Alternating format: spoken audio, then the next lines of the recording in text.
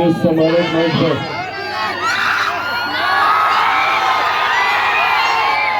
मौजूद बिहार राज्य के उप मुख्यमंत्री, भारतीय जनता पार्टी के प्रदेश अध्यक्ष मेरे भाई सम्राट चौधरी जी, मौजूद इस सम्मानित मंच पर हिंदुस्तानी अवाम मोर्चा के राष्ट्रीय अध्यक्ष माननीय मंत्री मेरे छोटे भाई संतोष सुमन जी, मौजूद इस सम्मानित मंच पर लोक जनशक्ति पार्टी रामविलास के प्रदेश उपाध्यक्ष रानी जी, मौजूद यहाँ पर कमलेश जी, मौजूद यहाँ पर हमारे जिला अध्यक्ष दिलीप जी, मौजूद यहाँ पर इस सम्मानित मंच पर भारतीय जनता पार्टी, जनता दल यूनाइटेड, लोक जनशक्ति पार्टी, राष्ट्रीय लोक मोर्चा, हिंदुस्तान अवाम मोर्चा, तमाम पांचों दल के तमाम जिला के पदाधिकारी साथी मौजूद यहाँ पे, तमाम प्रखंड के पदाधिकारी साथी मौजूद यहाँ पर, हमारे गठबंधन के तमाम मजबूत कार्यकर्ता साथी, प्रेस मीडिया के पत्रकार साथी, आदरणीय बुजुर्गों, माताओं, बहनों, मेरे तमाम नौजवान युवा साथियों,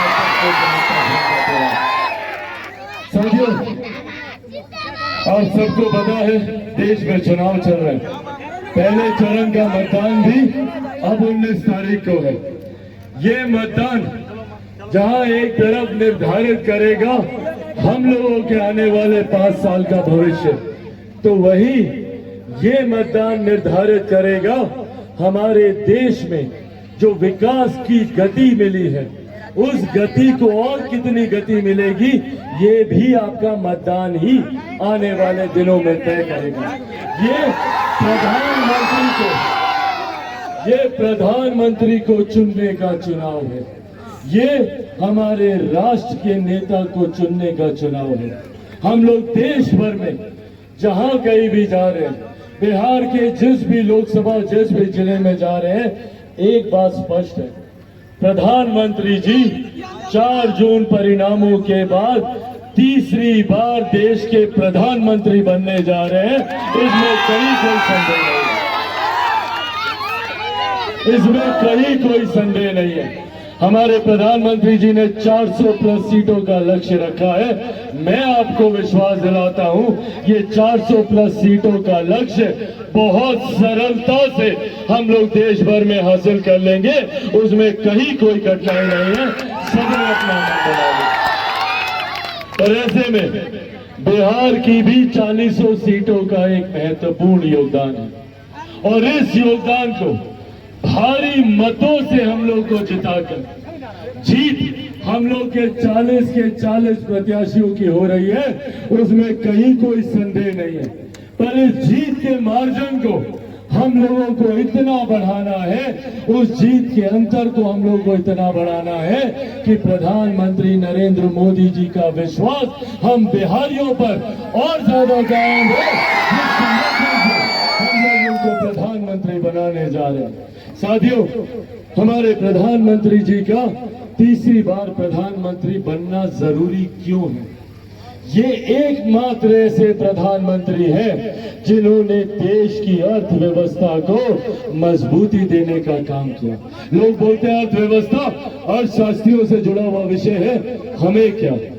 अर्थव्यवस्था जब देश की बढ़ती है तो राज्य का राजस्व बढ़ता है। जब राज्य का राजस्व बढ़ता है तो अपने क्षेत्र का आर्थिक विकास होता है, और जब क्षेत्र का आर्थिक विकास होता है तो हर गरीब व्यक्ति के हाथ में ज्यादा पैसा आता है, प्रति व्यक्ति आय में इजाफा ये बढ़ती हुई अर्थव्यवस्था देती है। आज हम लोग के लिए गर्व की बात है कि दुनिया में 5वें नंबर पर भारत की अर्थव्यवस्था है। सोचिए, आज से 1 दशक पहले तक हम लोग को मालूम भी नहीं था कि भारत की अर्थव्यवस्था क्या है। आज 5वें नंबर पर है, और अगले 5 सालों में यही अर्थव्यवस्था तीसरे नंबर पर पहुंचाएगी। ये वादा हमारे प्रधानमंत्री आदरणीय नरेंद्र मोदी जी का है। पिछले 10 सालों में कितने करोड़ ऐसे गरीब परिवार हैं जो गरीबी की रेखा से बाहर निकले। ये लक्ष्य हमारी केंद्र की सरकार, हमारे प्रधानमंत्री जी का भी है कि आने वाले दिनों में हर एक गरीब व्यक्ति को गरीबी रेखा से बाहर निकालकर मुख्य धारा के साथ जोड़कर 2047 तक भारत को एक विकसित देश बनाना है। और उस विकसित देश को बनाने के लिए हर एक राज्य का विकसित होना जरूरी है। और यही प्रधानमंत्री जी की सोच के साथ लोक जनशक्ति पार्टी रामविलास चिराग पासवान भी बिहार फर्स्ट और बिहारी फर्स्ट के साथ आगे बढ़ा। ये सोच है हम लोगों की कि बिहार को फर्स्ट बनाना है, बिहारियों को फर्स्ट बनाना है, हर क्षेत्र में बिहारियों को आगे लेकर जाना है। पर ये सोच हमारे प्रधानमंत्री की है। जहां एक तरफ महिलाओं की सुरक्षा, उनके सम्मान की चिंता की, शौचालय बनाए, उज्ज्वला योजना दी, तो वहीं दूसरी तरफ गरीब परिवार का व्यक्ति, हमारे बुजुर्ग आर्थिक अभाव में स्वास्थ्य लाभ लेने से वंचित न रह जाए, आयुष्मान योजना तक घर घर पहुंचाने का काम किया।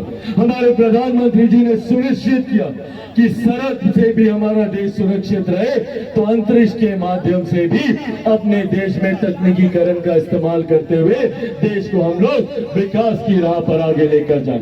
एक प्रधानमंत्री जो चौमुखी विकास की योजना को लेकर युवा से लेकर, महिला से लेकर, बुजुर्ग से लेकर, किसान से लेकर हर गरीब व्यक्ति को मुख्य धारा के साथ जोड़ने की सोच के साथ आगे बढ़ रहा है।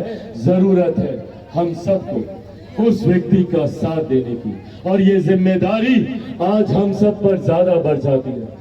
आज बिहार में डबल इंजन की सरकार है, और इस डबल इंजन की सरकार का लाभ हम लोगों ने अपने पड़ोसी राज्य उत्तर प्रदेश में देखा है। आज देखिए उत्तर प्रदेश किस तीव्र गति से विकास की राह पर आगे जा रहा है, क्योंकि लंबे समय से वहां पर डबल इंजन की सरकार है।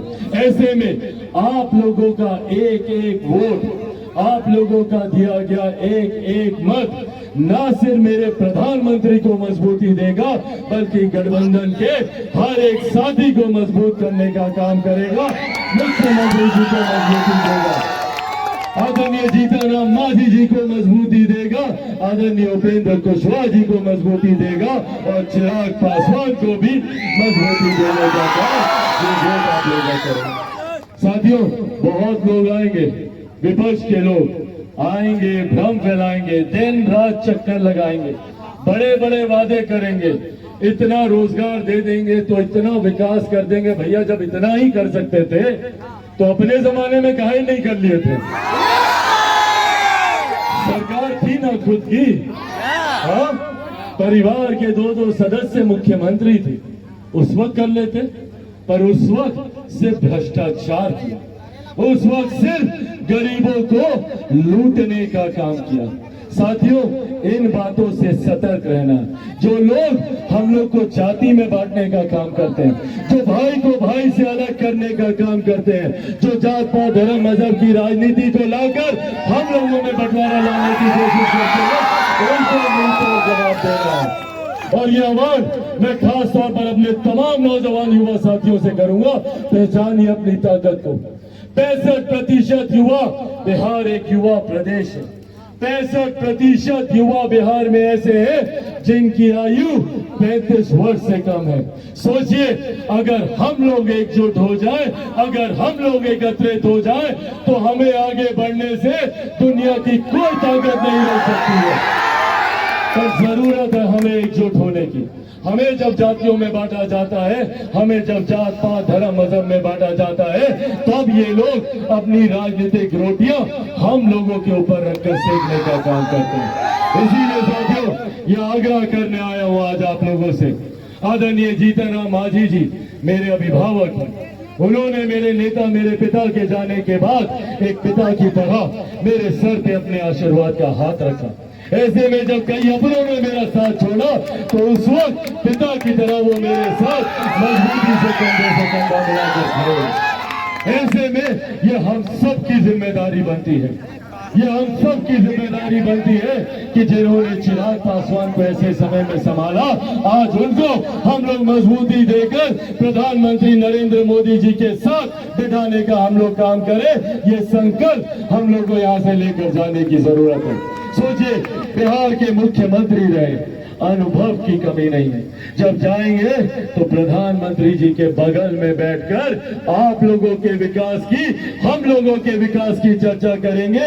ये सामर्थ्य आदरणीय जीतन राम मांझी जी में है। इसीलिए साथियों, ये आग्रह करूंगा आप सबसे, 19 तारीख को हर एक व्यक्ति अपने यार दोस्त रिश्तेदार अड़ोस पड़ोस सबको लेकर जाना, एक एक व्यक्ति को लेकर जाना। जैसा मैंने कहा, जीत हम लोग की है, पर उस जीत के अंतर को इतना बढ़ाना है कि पूरे देश में ये संदेश जाए कि बिहारियों ने एक तरफा साथ हमारे प्रधानमंत्री आदरणीय नरेंद्र मोदी जी का देने का काम किया। तो आप लोग तैयार है ना? जाइएगा 19 तारीख को। कौन से नंबर पर बटन दबाइएगा? सबको पता है? एक बार दिखा दीजिए 4 नंबर। 4 नंबर पर छाप क्या रहेगा? सबको पता, कढ़ाई साहब। 4 नंबर को 19 तारीख को कढ़ाई साहब पर अपना मत देकर प्रधानमंत्री जी को तीसरी बार देश का प्रधानमंत्री बनाने का संकल्प यहाँ से लेकर जाइए।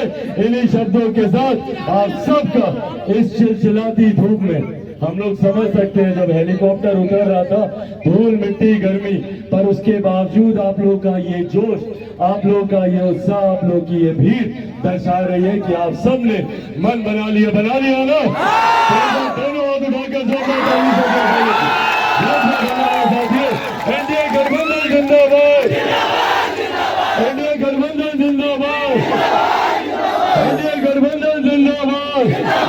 बहुत बहुत धन्यवाद साथियों। जय हिंद, जय बिहार।